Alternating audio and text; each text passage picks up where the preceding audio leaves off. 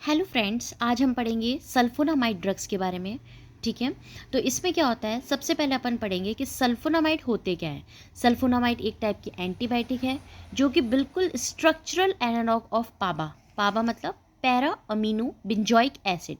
Para amino benzoic acid का बिल्कुल structural analogue है, मतलब उसकी स्ट्रक्चर जो है वो बिल्कुल पैरा अमीनो बेंजोइक एसिड जैसा स्ट्रक्चर है। किसका?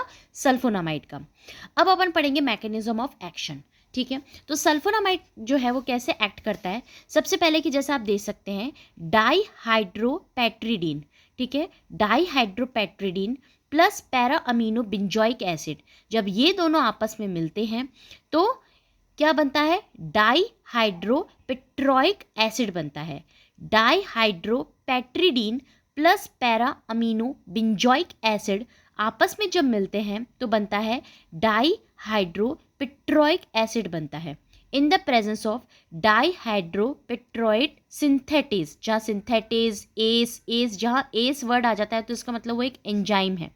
तो dihydropteridine plus para amino benzoic acid in the presence of dihydropteroate synthetase, ये बनता है डाईहाइड्रोपेट्रोइक ओइक, मतलब ओइक एसिड बनता है।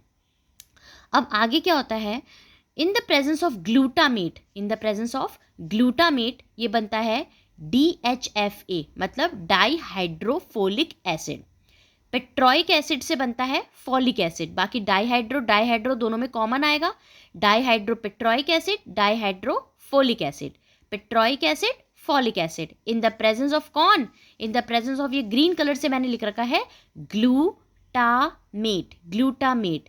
ठीक है, पेट्रोइक एसिड से फॉलिक एसिड बनता है in the presence of glutamate. अब आगे क्या होता है, जब डाईहाइड्रोफोलिक एसिड बनता है तो फोलिक एसिड से टेट्राहाइड्रोफोलिक एसिड बनता है। डाई से टेट्रा, डाई मतलब 2, टेट्रा मतलब 4, तो डाईहाइड्रोफोलिक एसिड से टेट्राहाइड्रोफोलिक एसिड बनता है। अब जैसा कि एंजाइम है वो तो काम करेगा ही बीच में, तो in the presence of dihydrofolate reductase enzyme के प्रेजेंस में डाईहाइड्रोफोलिक एसिड से टेट्राहाइड्रोफोलिक एसिड बनता है in the presence of dihydrofolate reductase enzyme के प्रेजेंस में। और फाइनली टेट्राहाइड्रोफोलिक से अपना नॉर्मल फॉलिक एसिड बन जाता है, अपना नॉर्मल फॉलिक एसिड बन जाता है।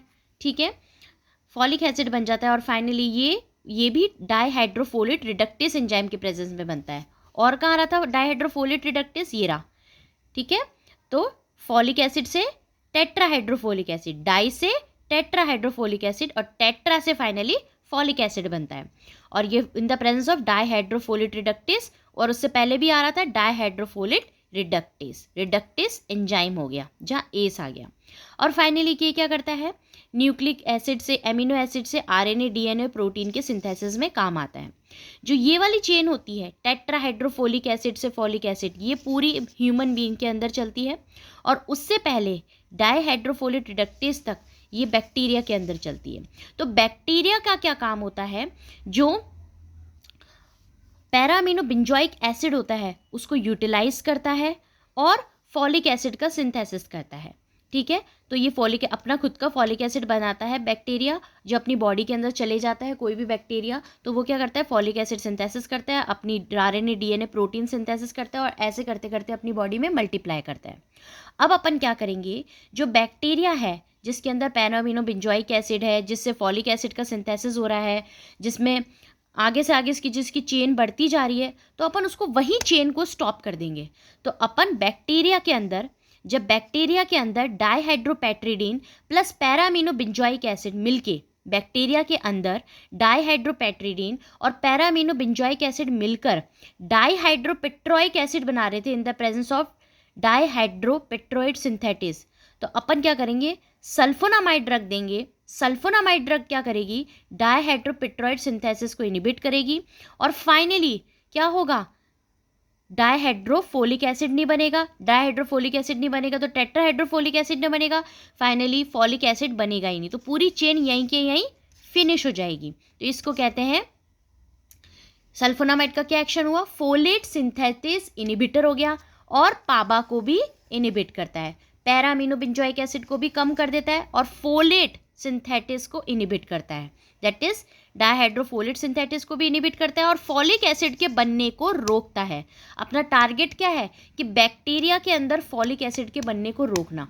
अगर फॉलिक एसिड बनना बंद हो जाएगा तो फाइनली बैक्टीरिया की ग्रोथ, बैक्टीरिया का सिंथेसिस, बैक्टीरिया की प्रोटीन, आरएनए सब कुछ सिंथेसिस बंद हो जाएगा, तो प्रोटीन की जो अपना बैक्टीरिया है वो ग्रो नहीं करेगा और फाइनली वहीं पर उसकी ग्रोथ स्टॉप हो जाएगी।